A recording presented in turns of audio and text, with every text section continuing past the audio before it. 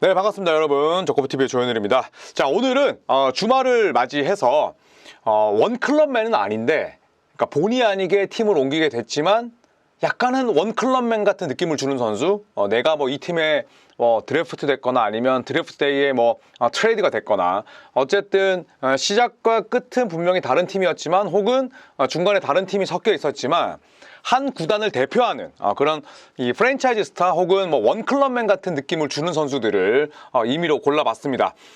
단순히 지금 소개해 드릴 선수가 전부는 아니기 때문에 일단 시리즈별로 나갈 생각이고요. 첫 시간으로 드웨인 웨이드, 클레이 탐슨 등등을 만나보도록 하겠습니다.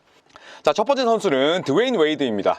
자, 마이애미에서 2003년부터 2016년까지 뛰었으니까 굉장히 오랜 시간 활약을 했습니다. 자, 그런데 이때 팻 라일리 회장이 드웨인 웨이드에게 충분한 연장 계약 금액을 제시하지 않았습니다. 그래서 웨이드는 당연히 빈정이 상했고, 많은 이들이 팻 라일리 회장의 선택에 굉장히 비난을 했었죠. 왜냐하면 마이애미가 웨이드였고 웨이드가 마이애미였는데, 이 협상 테이블에서는 굉장히 차갑고 냉철한 태도로만 일관했어요. 물론 구단을 운영하는 입장에서는 또 그런 비즈니스적인 마인드가 필요하긴 하지만 그 대상이 웨이드였기 때문에 상당히 많은 비판을 받았던 게 사실입니다.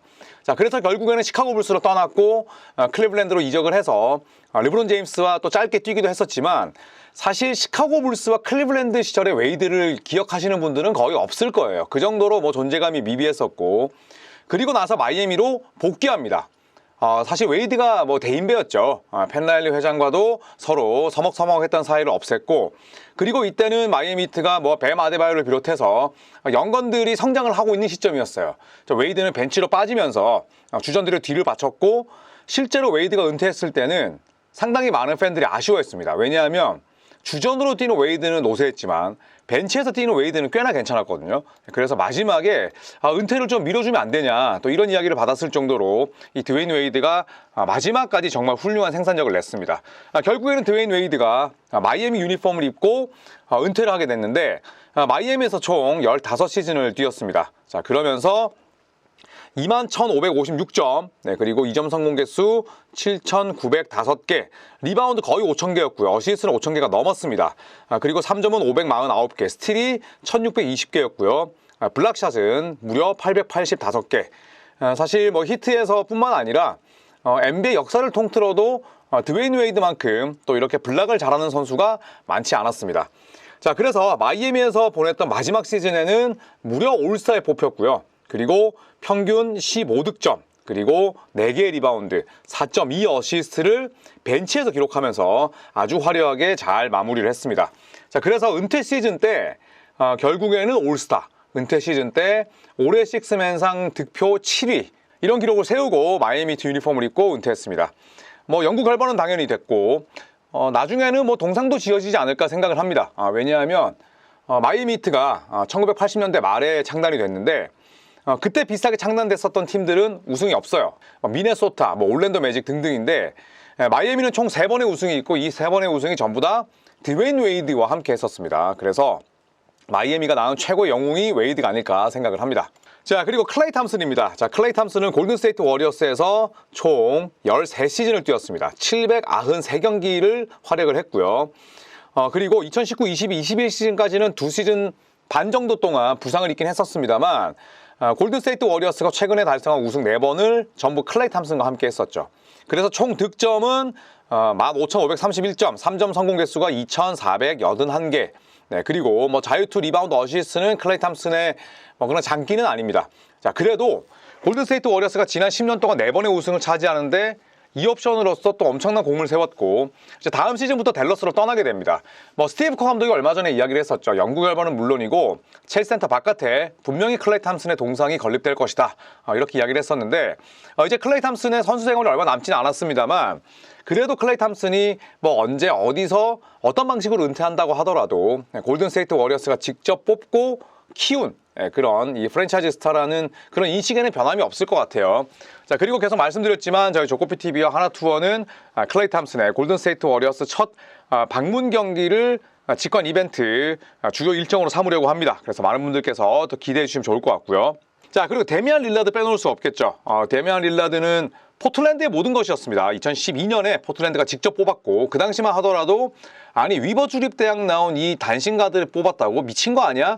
이런 평가를 받기도 했었는데 결국에는 앤서니 데이비스를 제치고 신인상을 받았습니다. 그리고 2023년까지 11시즌 동안 활약을 했었습니다. 11시즌 동안에 769경기였으니까 시즌당 뭐 70경기 뛴 거죠. 굉장히 출석률도 좋았고요. 득점은 2만 점을 조금 못 채웠습니다. 하지만 뭐 라마커스 알드리지, 뭐 클라이 드렉슬러, 뭐 브랜든 로이 등등이 가지고 있던 모든 기록들을 대부분 또 릴라드가 또 경신을 했었고요. 어시스트 5,000개 넘겼고 3점은 무려 2,387개였습니다. 732개의 또 스틸을 더했는데 아쉽게도 뭐 포틀랜드와 인연은 마무리가 됐죠. 포틀랜드 구단 자체가 워낙 뭐 일처리를 잘 못하는 구단이기도 하고 릴라드 본인도 조바심이 생길 수밖에 없습니다. 이제 나이는 점점 들어가고 동년배들은 우승을 차지하는데 포틀랜드는 이도저도 아닌 스탠스로 일관하다 보니까 결국에는 이별을 맞이했고요. 이제는 밀워키 벅스에서 첫 시즌을 보냈고 또 다음 시즌 임하게 되는데 과연 릴라드가 무관에서 벗어날지, 그리고 보통 이럴 때 말년에 본인이 뛰었던 팀으로 돌아오는 경우가 많거든요. 그랬던 선수들이 뭐 수두룩하잖아요. 뭐 스카티 피펜도 그랬었고 뭐 과거에 수많은 선수들이 내가 전성기를 보냈던 팀으로 잠깐 돌아와서 뛰고 마무리를 합니다. 드웨인 웨이드도 마찬가지였고, 자 릴라드도 과연 그런 마무리를 할지도 궁금하네요. 자, 그리고 앨런 아이버슨을 빼놓을 수가 없겠죠. 아이버슨은 필리에서 12시즌을 뛰었는데 그 사이에 뭐 덴버, 디트로이트, 멤피스까지 거쳤어요. 덴버 시절에는 아이버슨을 많이 기억을 하실 겁니다. 카멜로 앤서니와 궁합도 워낙 좋았고 또 플레이오프도 나갔었고요. 자, 하지만 디트로이트와 멤피스 시절을 기억하시는 분들은 많지 않을 거예요. 뛴 시즌이 길지도 않았고 뭐 멤피스 같은 경우에는 정말 그냥 유니폼 입고 사진 찍고 거의 끝이었으니까. 자, 하지만 아까도 말씀드렸듯이 드웨인 웨이드, 뭐 스카티 피펜처럼 알렌 아이버슨도 본인이 전성기를 보냈던 필리로 돌아왔습니다. 2009-2010 시즌까지 활약을 했었고요. 필리에서 722경기를 뛰면서 19,931점. 69점만 더 넣었으면 필리 소속으로 2만 점을 넣었을 텐데 이 부분은 좀 아쉽고요. 어시스트 4,385개, 3점 885개, 자유투를 무려 5만 1,000점 이상 넣었어요. 그러니까 필리에서 올린 본인의 득점 가운데 4분의 1 이상이 자유투 득점이었습니다. 그만큼 이 단신임에도 불구하고 상대 수비를 낚는 능력이나 자유투를 얻어내는 능력 자체가 대단히 훌륭한 선수였음을 알 수가 있죠. 자, 그래서 알렌 아이버슨은 필라델피아의 뭐 심장이랑 마찬가지였습니다. 찰스 바클리가 떠난 이후에 필라델피아는 사실 별 볼 일 없는 팀이었어요. 자, 하지만 아이버슨을 영입을 하고 그 다음에 96-97, 97-98 시즌 때 힘겨운 시즌을 보냈지만 아이버슨 입단 이후에 3년 만에 플레이오프에 나갑니다. 그러면서 이 필라델피아 홈구장이 뭐 리그에서 가장 열기가 높고 시끄러운 구장으로 발돋움했는데 필라델피아의 이 유니폼도 굉장히 멋있었고 아이버슨의 멋진 외모, 플레이 스타일, 뭐 소위 말하는 그런 맵시 등등이 마이클 조던이 은퇴하고 나서의 사실 아무랬던 NBA의 또 인기의 초석이었지 않나 이런 생각이 듭니다. 자, 그리고 뭐 칼 말론, 하킴 올라주원, 패트릭 유잉 1960년대생 선수들을 한번 묶어봤는데 이 세 명의 특징은 진짜 유타 재즈, 휴스턴 로켓츠, 뉴욕 닉스에서 은퇴할 줄 알았어요. 왜냐하면 제가 처음에 NBA를 봤을 때 뭐 한창 이제 전성기가 시작되는 선수들이기도 했고 워낙 뭐 그 당시에는 팀을 옮기는 게 지금처럼 많지도 않았거니와 이 세 명의 특색이 그 소속 팀과 너무나 잘 들어맞았기 때문에 저는 원클럽맨으로 은퇴하지 못했던 선수들 가운데 좀 가장 아쉽지 않나 그런 생각이 듭니다. 칼 말론은 85년부터 2003년까지 유타 재즈 한 팀에서 뛰었는데 마지막 우승을 위해서 2003-2004 시즌 레이커스 소속으로 뛰었습니다. 그리고 파이널을 갔어요. 자, 하지만 파이널에서 또 한 번 디트로이트 피스톤스에게 무너지면서 준우승만 3번. 이 당시에 칼 말론과 함께 팀을 옮겼던 선수가 게리 페이튼 2세 아버지인 게리 페이튼이 또 함께 팀을 옮겼어서 칼 말론, 게리 페이튼, 샤킬 오닐, 코비 브라이언트 굉장히 훌륭한 4총선을 앞세워서 파이널까지 진출했습니다만 칼 말론은 또 한 번 우승에 실패했습니다.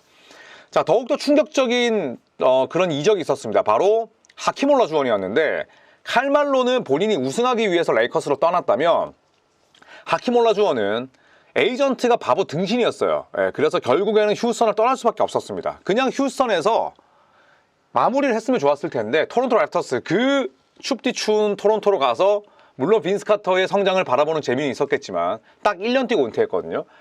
상당히 아쉬웠어요. 에이전트가 너무 일 처리를 잘못하기도 했었고 뭐 휴스턴 로켓츠도 뭐 할 만큼 했다라는 표현은 그렇지만 휴스턴이라고 올라존을 내보내고 싶었겠습니까? 그래서 에이전트 잘못 준 대표적인 사례라 볼 수가 있는데 결국 랩터스에서 은퇴를 했습니다. 뭐 당연히 휴스턴에서는 영구 결번이 됐는데 아쉽게도 원클럽맨으로 마무리할 수 있는 그런 기회가 충분히 있었음에도 불구하고 그러지 못했다는 것, 아주 쓸쓸한 말년을 보냈다는 점이 아쉬움으로 남습니다. 자, 그리고 패트릭 유잉 빼놓을 수가 없죠. 패트릭 유잉이 뉴욕 닉스에서 1985년부터 2000년까지 뛰었습니다. 그런데 닉스가 아닌 시애틀 유니폼을 입고 2000-2001 시즌에 활약을 하게 됩니다. 와, 시애틀 유니폼 너무너무 어울리지 않았죠. 그리고 나서 또 한 번 팀을 옮깁니다. 올랜도 매직. 그래도 올랜도 매직은 패트릭 유잉에게 뭐랄까요, 대우를 해줬어요. 왜냐하면 올랜도 매직은 6번을 쓸 수 없습니다. 6번을 왜 쓸 수 없냐면 6번은 영구 결번이다. 왜? 우리의 식스맨은 팬 여러분이기 때문에 굉장히 취지가 좋잖아요. 세크라멘토 킹스 같은 경우에도 과거에 6번을 동상으로 만들어서 아쿠 아레나 바깥에 이렇게 만들어 놨었어요. 제가 거기서 셀카 찍기도 했었는데 팬들을 그만큼 생각한다는 거죠. 그래서 6번을 못 달았는데 패트릭 유잉을 위해서 6번을 줬습니다.